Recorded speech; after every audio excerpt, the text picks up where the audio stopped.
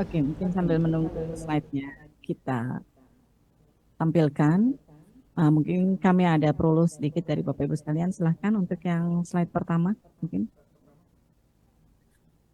Bapak Ibu sekalian, kalau kita lihat bagaimana perkembangan dari performance PTBA di tahun 2023, ini kita tahu bahwa tahun 2023 memang berbeda dengan tahun 2022 dan 2021, di mana tahun 2021 dan 2022 kita melihat bagaimana perkembangan harga yang luar biasa di tahun-tahun tersebut. Tidak bisa dipungkiri tahun 2023 harga itu memang terkoreksi di dua hal, di Newcastle sendiri dan kemudian di ICI. Tetapi kami masih sangat optimis karena kita lihat di kuartal ketiga tahun 2023, berikut juga kuartal 4, demand daripada batu bara ini masih cukup tinggi. Kami juga melihat optimisme itu di negara-negara yang memang menjadi buyer dari kami, dan juga bukan hanya di area Asia, tetapi juga ada beberapa di India dan China yang juga memang konsisten untuk membeli batu bara kami.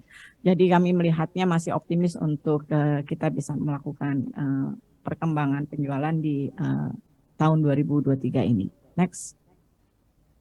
Bapak dan Ibu sekalian, kalau kami memberikan sedikit gambaran bagaimana PT Bukit Asam ini mengelola bisnisnya. Kita memiliki anak perusahaan yang mendukung supply chain kita di seluruh rantai pasok kita, di mana di situ terdapat 8 anak perusahaan, dan kita juga memiliki 8 untuk kepemilikan tidak langsung alias cucu dari perusahaan. Dari berbagai hal tersebut, ini sebetulnya cukup bisa mengcover area bisnis dari PTBA karena kita memiliki perusahaan kontraktor sendiri, ini mendukung core dari bisnis PTBA. Lalu kemudian dari sisi perdagangan batu bara, kita juga memiliki anak perusahaan, begitu juga dengan logistik yang membawa batu bara tersebut khususnya di area pelabuhan. Lalu kemudian efek dari batu bara untuk melakukan hilirisasi, kita juga punya perusahaan yang terkait dengan pengembangan listrik, dalam hal ini PLTU. Kita join dengan satu perusahaan BUMN dan satunya lagi adalah perusahaan BUMN milik China. Dan ini kapasitasnya cukup besar. Selain daripada itu juga kami memiliki support dari beberapa perusahaan anak yang terkait dari keseluruhan bisnis PTBA. Next. Bapak dan Ibu sekalian sering menjadi pertanyaan bahwa berapa sih sebetulnya cadangan yang dimiliki oleh PTBA. Jadi kita adalah perusahaan tambang yang memiliki cadangan terbesar mungkin di Indonesia. Kita beroperasi di area Sumatera Selatan. Cadangan kita itu sekitar 3,02 miliar ton. Itu adalah cadangan tertambangnya. Dan kemudian cadangan seluruhannya adalah 5,85 miliar ton. Bapak Ibu mungkin akan bertanya, ini bisa kapasitas berapa tahun ya? Kalau misalnya produksi hanya sekitar 30 juta per tahun, maka ini adalah cadangan bisa sampai 100 tahun. Nah, tapi kita tidak ingin sampai 100 tahun, maka berbagai hal harus kita lakukan supaya bisa diproduksi lebih cepat. Kita memiliki batu bara dengan kalori yang sangat variatif, ini juga yang membuat buyer sangat tertarik dengan PTBA. Area produksi kita ada di Tanjung Enim, khususnya di Sumatera Selatan, dan kita memiliki batu bara dengan kalori mulai dari 4.000 sampai kalori 5.400. Lalu kemudian kita juga punya bekas tambang di area Sumatera Barat atau Ombilin. Ini adalah yang dengan kalori besar. Ini tidak lagi kita produksi karena ini adalah tambang dalam, dan kemudian kalau kita produksi akan memerlukan cost yang lebih besar. Dan sementara itu cadangan kita cukup banyak ada di daerah Sumatera Selatan. Nah, kita punya juga join dengan pihak lain untuk di daerah Kalimantan, yaitu di Bantua Samarinda, dengan GAR yang kurang lebih sama 4.300 sampai 4.800. Next.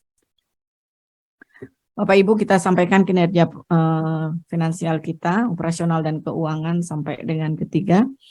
Pertama adalah kita perusahaan tambang, dan kita alhamdulillah 2023 ini dari fatality kita alhamdulillah aman, tidak terjadi fatality di tahun ini.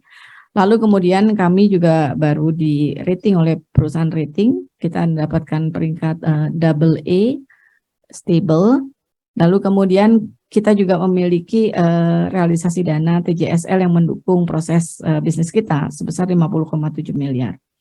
Bapak dan Ibu, kalau kita lihat dari area operasi, kita memiliki volume produksi, dan ini kami juga sampaikan ke teman-teman investor dan keseluruhan, bahwa PTBA harus selalu komit dengan target produksi dan realisasi produksi yang ada.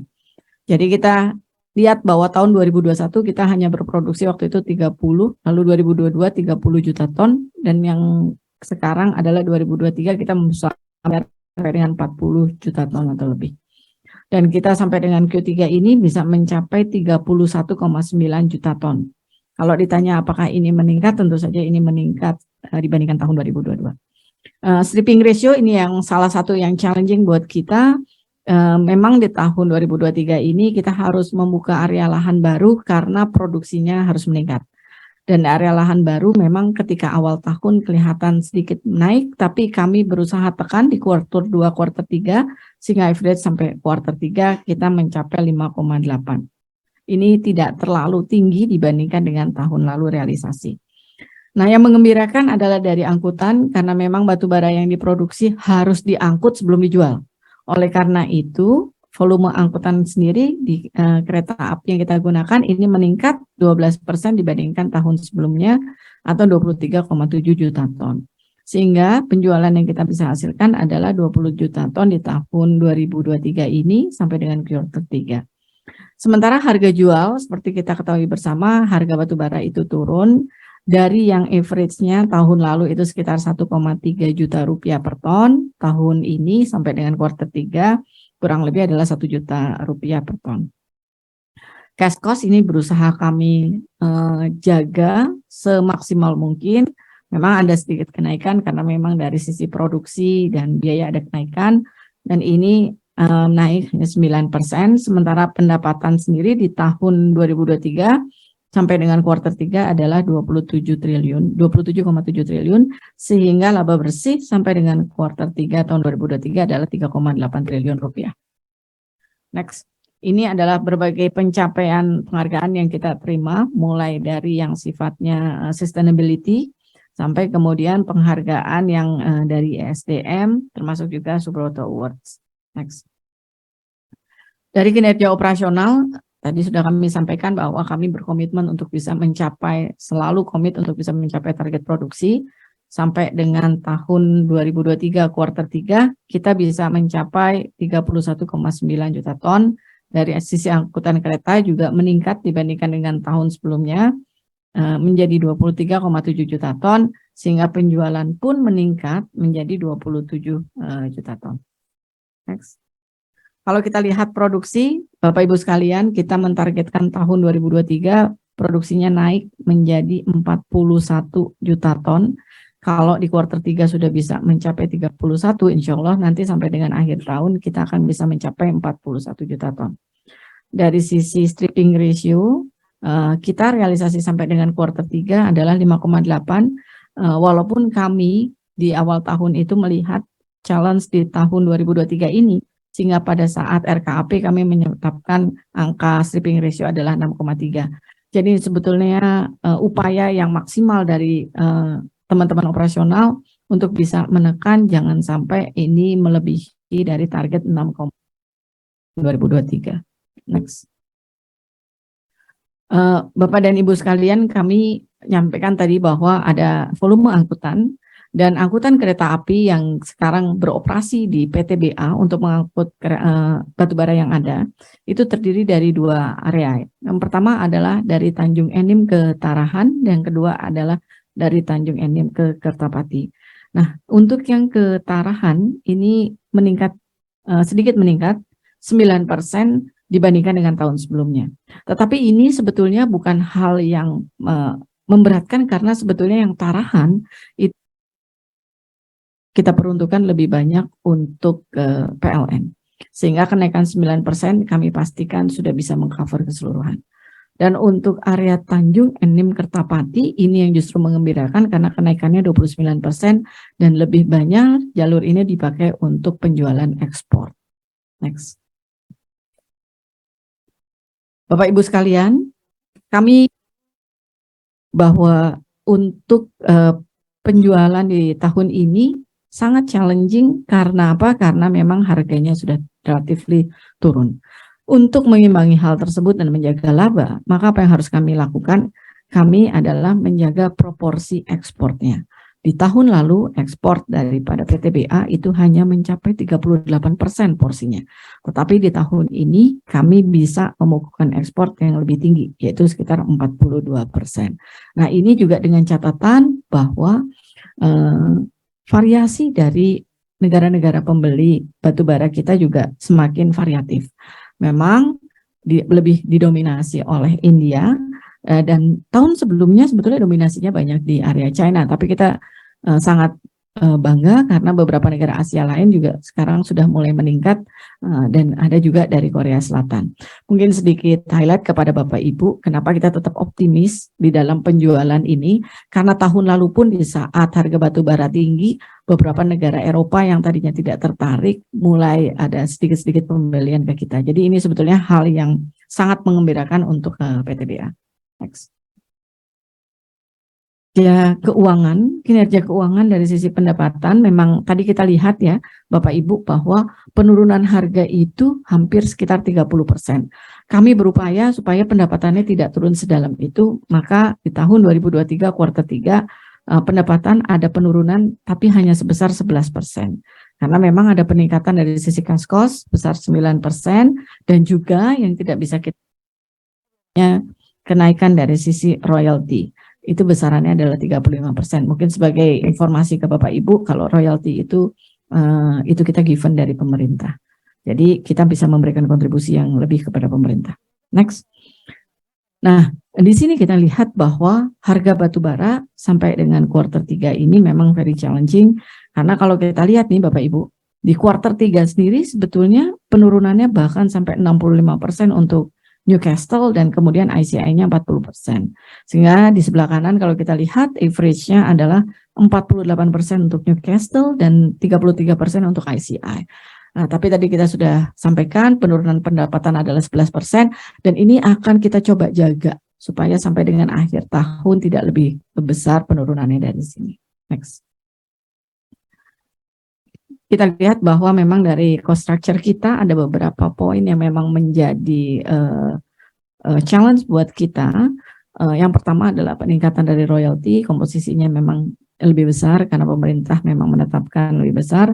Tetapi di tahun 2022 dengan sekarang angka royalti ini sebenarnya sudah terus diperbaiki oleh pemerintah dan terus mendukung kepada industri. Nah, kemudian dari sisi angkutan karena memang kita memerlukan angkutan untuk bisa menjual batu bara tersebut, dan kemudian dari sisi jasa penambangan terjadi peningkatan. Kenapa? Karena memang kita membuka area lahan baru. Akan tetapi stripping ratio ini juga terus kita upayakan untuk bisa kita manage sampai dengan akhir tahun ini. Next. Nah, kalau dari sisi gross profit margin, operating profit margin, dan net profit margin, kita melihat sampai dengan kuartal 3, di setiap kuartal kami memang terus menjaga supaya angkanya bisa tidak lebih rendah daripada. Nah, inilah yang memang terus kita jaga sampai dengan akhir tahun. Next. Nah, Bapak Ibu, perusahaan penambangan saat ini sudah tidak bisa lagi bekerja secara konvensional. Oleh karena itu, kita terus berupaya memajukan dari sisi teknologi. Ini sudah mulai dilakukan PTBA utamanya ketika tahun 2019-20 sampai dengan saat ini gitu. Kita mengkomunikasikan antara sistem yang kita develop sendiri dengan berbagai hal yang kita lakukan. Nah, hal ini kita majukan dengan upaya supaya terjadi efisiensi dalam PTBA. Misalnya contohnya adalah kita melakukan perawatan sendiri sampai dengan nanti tujuan kita adalah melakukan elektrifikasi. Jadi beberapa alat penambangan nanti pun akan dibuat tidak hanya tergantung daripada bahan bakar tetapi juga kombinasi dengan elektrifikasi. Next. Nah, selain daripada efisiensi yang kita lakukan melalui teknologi, beberapa hal yang dilakukan di area pertambangan sendiri ini juga kita lakukan efisiensi. Salah satunya adalah melalui optimasi dari area tambang, jalur tambang. Jadi kalau kita lihat di kondisi yang ada sebelumnya, itu di area Bangko kebetulan ada area yang cukup besar dan baru dibuka oleh PTBA untuk penambangan yang baru. Itu kita lihat bagaimana track dari jarak angkut oleh truk di situ itu juga cukup panjang. Tetapi kemudian di langkah yang selanjutnya kita sudah melakukan optimasi dengan cara ini kita bikin tracknya menjadi lebih pendek sehingga cost yang keluar ini pun juga bisa lebih rendah. Nah, upaya lainnya adalah kita misalnya melakukan belt conveyor atau alat pengangkutan batu bara yang bergerak secara elektrik yang nantinya juga akan bisa mendukung kita. Next. Dari sisi digitalisasi, ada beberapa area yang sudah kita lakukan. Kita bercita-cita dengan tag adalah from pit to port, kita harus lakukan ini dengan digitalisasi, supaya nantinya bisa lebih baik lagi. Di area apa saja yang bisa kita lakukan? Yang pertama area penambangan. Di penambangan sendiri, saat ini semua kegiatan penambangan sudah bisa kita kontrol atau kita monitor dengan digitalisasi. Ada beberapa hal, misalnya adalah ketika kita membuat area penambangan yang baru kita buka, lalu kita tambang, kita punya alat yang namanya slope stability radar. Jadi kita tidak melihat nanti supaya mencegah adanya fatality ataupun penambangan yang lebih efisien, ini bisa dilakukan di situ. Lalu kemudian yang kemudian adalah mine operation system, ini juga bisa dikontrol dan ini sifatnya adalah real time sehingga bisa lebih efisien lagi. Lalu kemudian setelah ditambang, maka batu bara ini mulai diangkut. Nah, ini kami koordinasi dengan pihak pengangkutan kereta api, kita sudah bisa bikin sistem bersama IT, di mana kita bisa sistemnya adalah tracking, sehingga dengan sistem yang ada ini kita bisa melihat kesiapan dari kereta api yang akan mengangkut batu bara kita. Jadi kalau misalnya timingnya adalah kita sudah sesuai untuk bisa kesediaan batu baranya siap, maka kereta api yang ada pun juga harus siap. Nah, kereta api pun demikian akan bisa melihat bagaimana kita melakukan persiapan terhadap batu baranya. Jadi batu baranya harus ready di titik-titik spot tertentu dan ini pun kemudian bisa langsung diangkut oleh kereta api. Jadi efisiensi waktunya memang sudah bisa terjaga. Lalu kemudian dari pelabuhan, di pelabuhan pun kita juga sudah mulai melakukan pengembangan sistem. Tujuannya supaya apa? Supaya batu bara yang sudah diangkut oleh kereta api ini bisa langsung dimasukkan kepada alat-alat angkut yang ada nanti seperti vessel dan sebagainya, sehingga efisiensi waktu pun dan cost juga bisa terkontrol dengan baik. Nextnya adalah sebagai perusahaan tambang, Bapak Ibu sekalian, kita juga sekarang berusaha untuk menjaga ESG dari sisi environment, social, dan governance. Next, kami sudah dilakukan untuk rating dari Morningstar dan kami melihat angka yang sudah kami peroleh sekarang adalah cukup baik, sekitar 33,6. Dan ini sebetulnya juga merupakan target kami untuk bisa terus memperbaiki angka tersebut. Jadi ini salah satu alat kontrol yang kita lakukan supaya kita bisa menjaga ESG dengan lebih baik lagi. Nah, upaya apa yang dilakukan supaya beberapa hal yang terkait ESG ini bisa berjalan dengan baik? Nextnya, yang pertama dari sisi lingkungan. Dari sisi environment ini kita bisa melakukan. Jadi kita punya area tambang dan area pasca tambang. Dan pada area pasca tambang ini kita lakukan reklamasi, kita lakukan penanaman supaya ada penyerapan dari sisi karbonnya. Nah, ini kita sudah memilih beberapa tanaman supaya bisa dilakukan secara lebih optimal. Dan selain daripada itu juga kita sudah melakukan elektrifikasi yang tadi kami sudah sampaikan. Aim kami adalah kami ingin bisa terus mengupayakan pengurangan emisi, net zero emission. Salah satunya adalah melalui kendaraan-kendaraan di area penambangan dan area-area pendukung penambangan. Apa contohnya? Untuk area pendukung penambangan, kami sekarang sudah melakukan menggunakan bis-bis elektrik, sudah tidak menggunakan lagi bahan bakar, dan beberapa alat berat kami sekarang sudah melakukan sistem hybrid. Hybrid artinya sudah menggunakan elektrik, tapi juga ada kombinasinya dengan fuel. Ini coba kita tekan terus supaya bisa semakin optimal. Dari sisi sosial, Bapak Ibu sekalian, karena kami ada di area pertambangan yang ada di luar daerah, maka kami tahu bahwa kami harus terkait dengan program-program kegiatan sosial. Ini terus kami lakukan dan kami alokasikan biayanya supaya area penambangan kami bisa berjalan dengan lancar dan baik. Dan yang ketiga adalah dari sisi governance, ini kami harus menjaga dengan sangat baik governance ini supaya bisa mengoptimalkan kegiatan penambangan kita. Bapak Ibu sekalian, next dari sisi TJSL atau alokasi biaya untuk kegiatan lainnya, ini kita punya 4 pilar yaitu sosial, ekonomi, lingkungan, hukum, dan tata kelola. Ini kami harus alokasikan karena memang ini menjadi hal yang sangat mendukung penambangan kita. Dan ini juga kami balance angka alokasinya dengan laba dari si PTBA. Jadi memang ini bisa kita alokasikan, tetapi juga tidak mengganggu daripada laba dari PTBA. Next.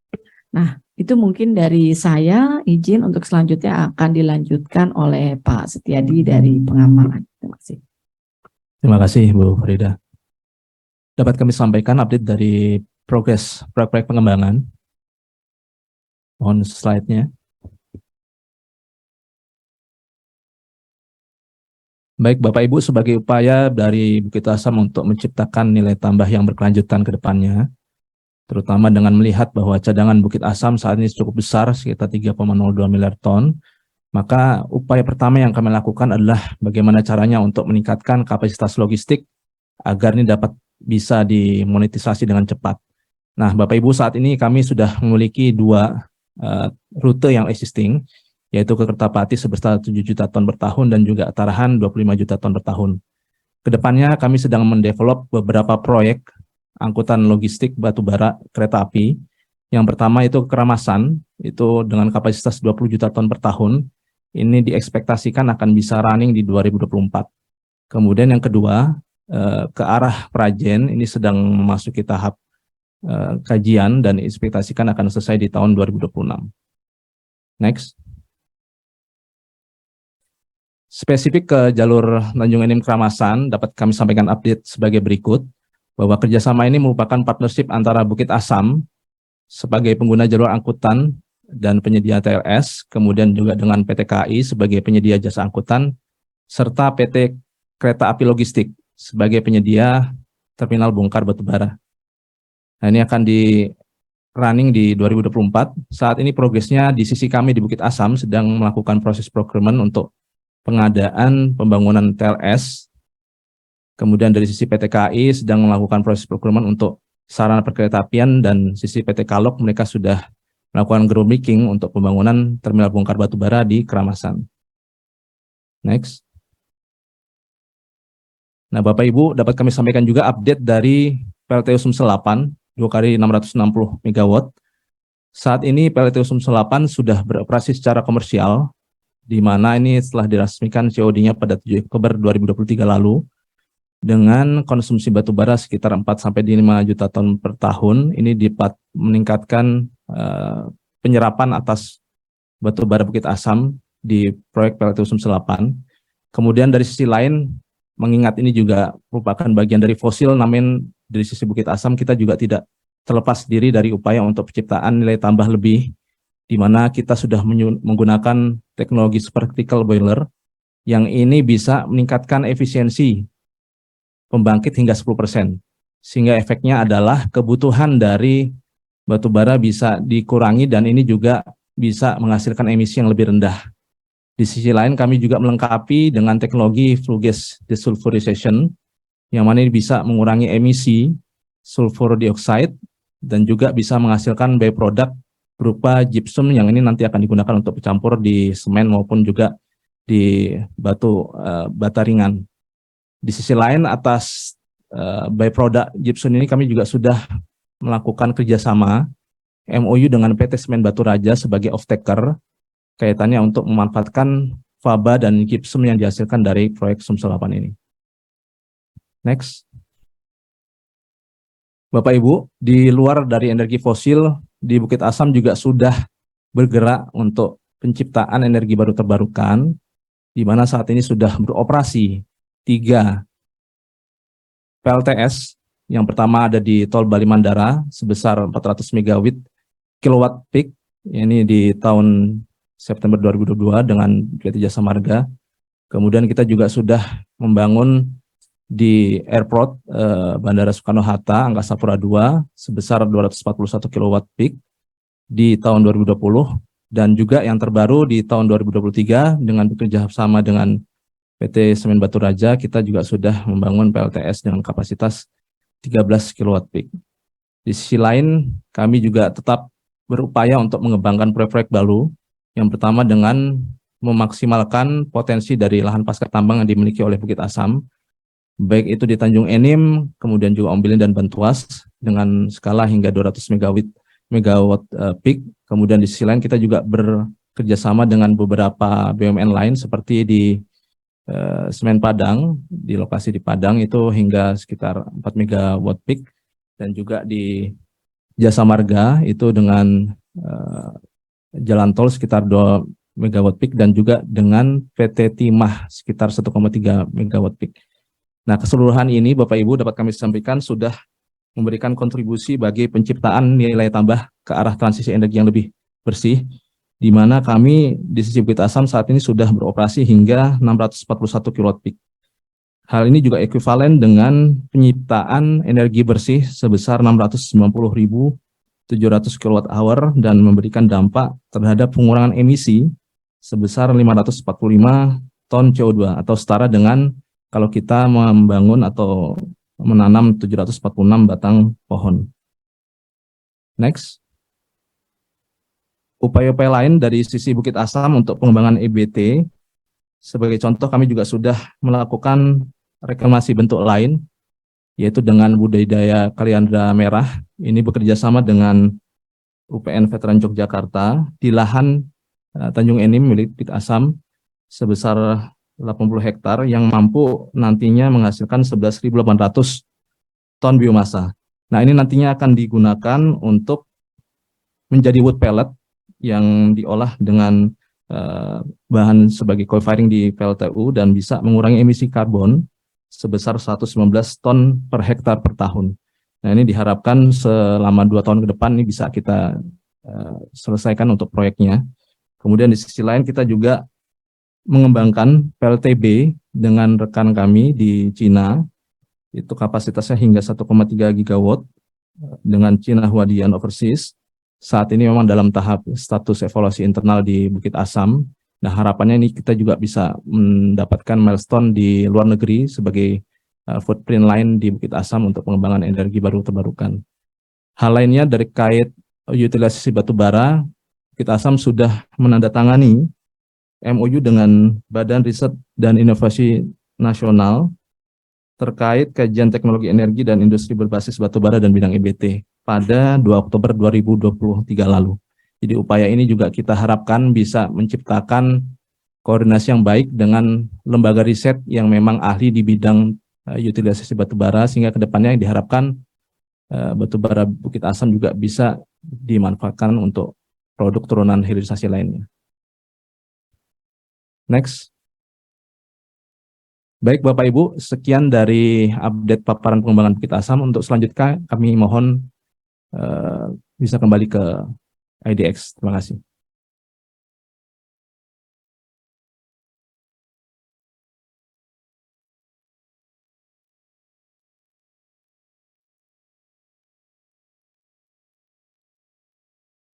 Terima kasih terhadap pihak perseroan PTBA atas pemaparannya. Boleh kita berikan tepuk tangan virtual Bapak dan Ibu sekalian? Iya, baik, terima kasih Bapak dan Ibu. Kami ucapkan terima kasih kepada para partisipan maupun kepada para perseroan. Dan kali ini kita akan memasuki sesi tanya jawab. Kami telah melihat ada beberapa pertanyaan yang sudah masuk, akan kami coba bacakan.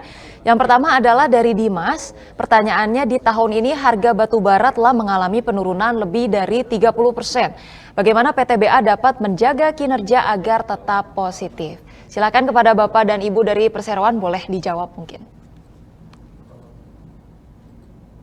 Baik, terima kasih Pak Dimas untuk pertanyaannya.